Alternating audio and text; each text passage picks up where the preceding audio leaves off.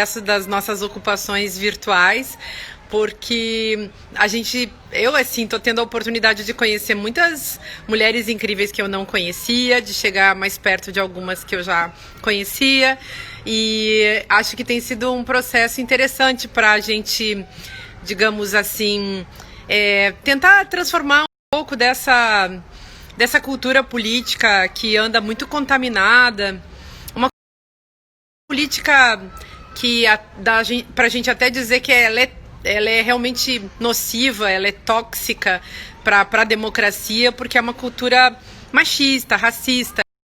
Então a gente precisa mudar isso, e para que essa mudança aconteça, nada melhor do que nossas interferências, nossas produções na contramão desses processos preconceituosos de violência e de invisibilização em relação às mulheres. Então, eu tô esperando. Ah, a Lívia chegou. Então, tô esperando a Lívia chegar. Ela já chegou. Só que aqui não tá aparecendo. Ah, sim.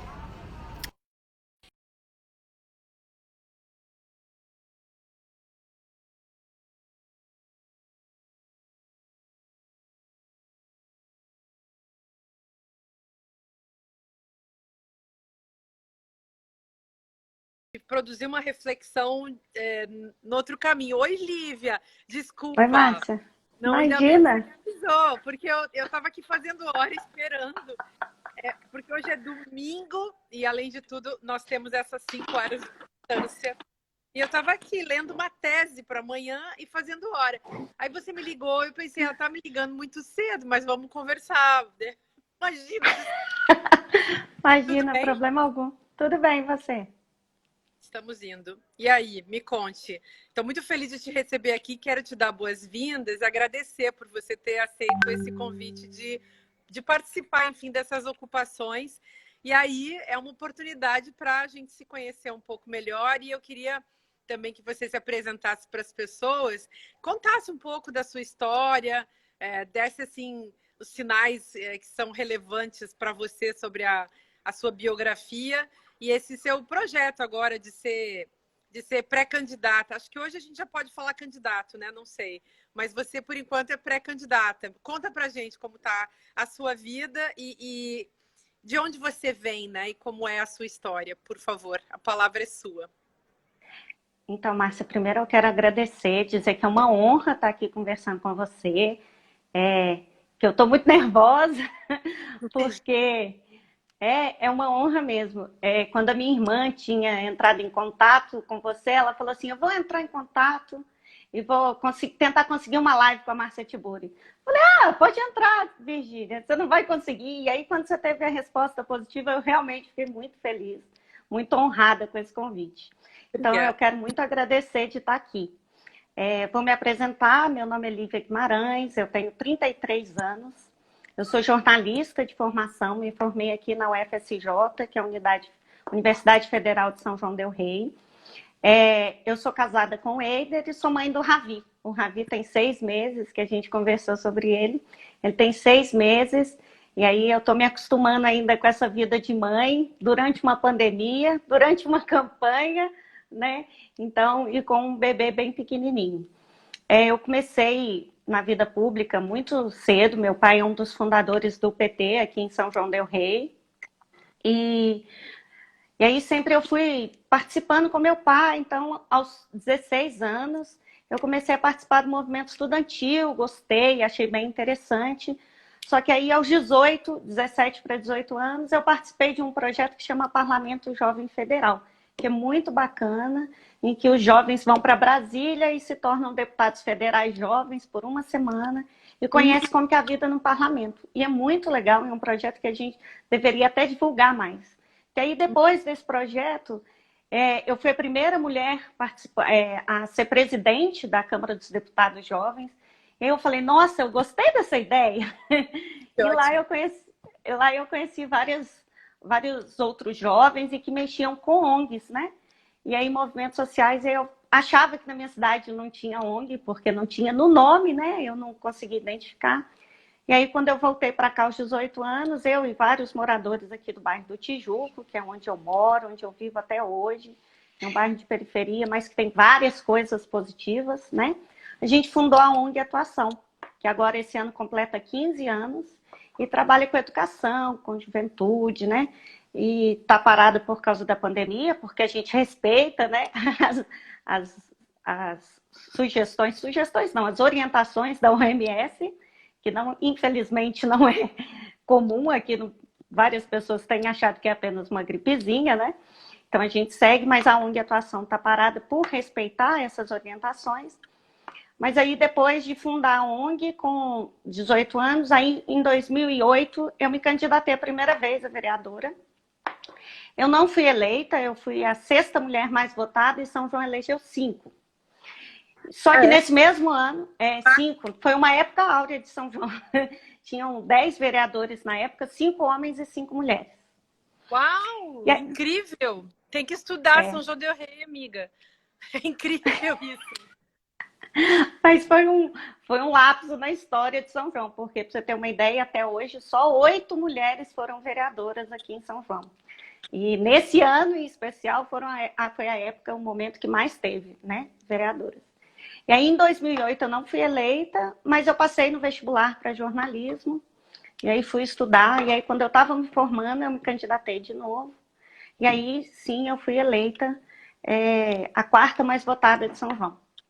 E aí, a gente começou a fazer um mandato muito participativo, coletivo. Em 2016, eu me candidatei à reeleição. Estava no auge do golpe, fora Dilma, foi um momento bem complicado mesmo. E a gente conseguiu reeleger só uma, a gente tinha uma bancada de 4 vereadores, e aí só eu fui reeleita. E aí agora eu sou a única mulher na Câmara, nós temos agora atualmente 13 vereadores, eu sou a única mulher, a única de esquerda e uma das mais jovens. Então, assim, não é um ambiente muito favorável normalmente para a mulher, então agora é menos ainda. Eu sou uma das únicas de oposição também ao prefeito, que é do PSL. Então, poxa, é um cenário bem, que tarefa, bem complicado. Gigantesca. E você é tão jovem e com uma tarefa tão grande nas mãos. Então, você tem muita experiência para também relatar para as outras pré-candidatas e candidatas que hoje estão se aproximando da política e que não têm a mesma experiência que você. O que eu estou achando, aliás, esse momento, né? A gente vê as poucas pessoas que já estão aí na ação política institucional, são tão poucas, mas a gente tem tantas mulheres querendo participar desse espaço, e eu acho que a gente está inaugurando realmente um outro caminho, assim, a possibilidade de construir uma outra cultura política a partir do desejo, da disponibilidade, do ânimo, né, dessas novas personagens que também entram em cena. Esses dias a gente esteve aqui, vou te fazer uma pergunta nessa linha. Esses dias tivemos aqui, a última pessoa que fez a ocupação foi a Denise Pessoa, que é uma vereadora de Caxias do Sul, também bastante jovem, também está no 3º mandato, e é a única vereadora, também é do PT, também é essa resistência como você. Eu vou fazer uma pergunta para você que eu fiz para ela. Como que é ser vereadora, né? Como é o dia a dia de uma vereadora? O que que você faz? Conta um pouco sobre isso, porque ainda mais agora que você tem a Denise também, ela tem um bebê pequeno, e as mulheres que têm filhos são as mulheres que mais têm receio de fazer parte da política, porque não há lugar para as crianças, ou pelo menos não havia, né? Eu acho que a Manuela Dávila foi uma das primeiras, talvez a primeira, mas sem dúvida ela trouxe a filha dela, a maternidade dela, a amamentação dela como uma bandeira, como parte da vida de uma mulher que faz política, como parte da vida de uma mulher que faz política, né? E aí eu queria que você comentasse isso também, como é esse desafio pessoal, porque eu acho que contar essas histórias estimula também outras mulheres a compreenderem que é possível, que se nós caminharmos juntas, nós poderemos mudar essas situações, né, que impedem as mulheres de fazerem política. Então, Lívia, conta pra gente como é o seu dia, como é a sua Márcia, vida. Então, a minha vida se divide antes do Ravi e depois do Ravi, né? Porque, assim, quando eu fui eleita a primeira vez, eu tinha 25 anos e eu ouvia perguntas, eu não era casada, eu era noiva, e eu ouvia perguntas do tipo, seu noivo deixa você participar de política? E aí eu quase tinha um infarto, caiu para trás, de como se ele tivesse que deixar, né? E aí, mas sempre nos meus mandatos, eu sempre fui muito ativa. Eu trabalhava de manhã, de tarde, minha agenda sempre, de noite, a agenda é sempre muito cheia. A gente tenta fazer um mandato mais coletivo, a gente sempre tem encontros com movimentos sociais, né? Sempre está participando de audiências públicas, que são a função também do vereador, que é representar, ouvir a população, que muitas das vezes é esquecido, né? E aí eu sempre trabalhei muito. E aí, quando eu engravidei, eu comecei a ouvir uma coisa que era assim: você não pode ficar nervosa, você tem que ficar calma, você está grávida. E aí aquilo me irritava muito, como se eu tivesse doente. E não era, né? E aí eu comecei a. Claro que a gente fica mais cansado, o organismo muda, né? Então eu dei uma diminuída, mas continuava sempre ativa. E aí, um dia eu estava participando de um evento realizado aqui em parceria com o Fórum de Mulheres, o Síndios. Eu estava participando do lançamento do livro em março desse ano, que estava comemorando o 8 de março, com a Preta Rara. Estava tendo o lançamento dela aqui do livro. E a gente estava no Centro Cultural da UFSJ. E aí, depois do lançamento, falei, gente, eu estou com vontade de ir ao banheiro. Mas está muito. E aí, minha bolsa estourou. Eu estava trabalhando dentro da universidade e a bolsa estourou. Só que ele era prematuro, né? Porque ele nasceu prematuro. Era para nascer em abril, ele nasceu em março. Ele nasceu 10 dias antes da pandemia. Então, quando começou a pandemia, ele tinha 10 dias, eu tinha acabado de entrar de licença. Então, foi um período muito grande de adaptação, porque eu estava aprendendo a ser mãe, aí tinha pandemia, aí todas as ações do mandato foram suspensas, não só por causa da minha licença, mas porque a Câmara suspendeu, né? As atividades, estava em home office. E aí agora já tem quase 2 meses que eu voltei para as minhas atividades. E eu consigo fazer isso porque eu tenho uma rede de apoio. Infelizmente, não é todo mundo que tem, mas eu tenho uma rede de apoio. Então, assim, o meu marido, ele tem uma paternidade ativa. Então, nesse momento, eu estou aqui fazendo a live. Ele foi dar uma volta com o Ravi, foi tomar um sol, porque senão a gente escuta, a gente fica em alerta, né? Então, assim, eu tenho a paternidade ativa, a paternidade dele é muito participativa. Tem as avós do Ravi que nos ajudam, né? Então, sempre as tias. A minha assessoria está sempre, às vezes, a gente está organizando campanha, aí a Cleo pega ele, a gente faz um negócio, aí a Pri pega, e assim, está sempre muito presente. Mas a minha vida mudou bastante, né? É uma coisa que você tem que pôr um pezinho no freio para você também não. Ainda mais num momento de pandemia, como é que eu saio e exponho o Ravi? Né? Então eu tenho ficado muito mais cuidadosa, principalmente por causa dele.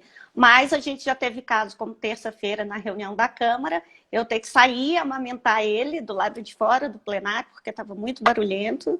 E depois começou a votação, a gente corre para lá e com o Ravi no colo. Então, assim, é uma rotina em que eu ainda estou aprendendo a ser mãe e vereadora, né? Mas é uma coisa que mulher consegue dar conta, né? Não que homem não consiga, mas a gente já é acostumada desde criança a achar que é a nossa obrigação. Então a gente costuma fazer várias coisas ao mesmo tempo e tá assim, minha vida atualmente, bem corrida. Mas que bom que você é assim, que você tem essa disposição e que você tem medo dessas suas cobranças patéticas, e é um ensinamento que você traz para as mulheres que pensam em participar da vida política institucional. E deixa eu te perguntar uma outra coisa. Então, e como é São João del Rei? Quais são as demandas da cidade? Eu imagino algumas coisas, eu já estive aí, evidentemente. Algumas coisas eu sei, mas eu queria saber na sua opinião. Porque é uma cidade também com muita desigualdade, é uma cidade que tem uma universidade que a torna muito rica desse ponto de vista intelectual da pesquisa, da educação, da vida cotidiana. Quando tem uma cidade que tem universidade, mas há a desigualdade, há o avanço também. Eu queria saber de você, assim, o que de quem vive em São João? O que precisa melhorar na cidade? E, e nesse sentido, também o que você tem feito, assim, qual é o seu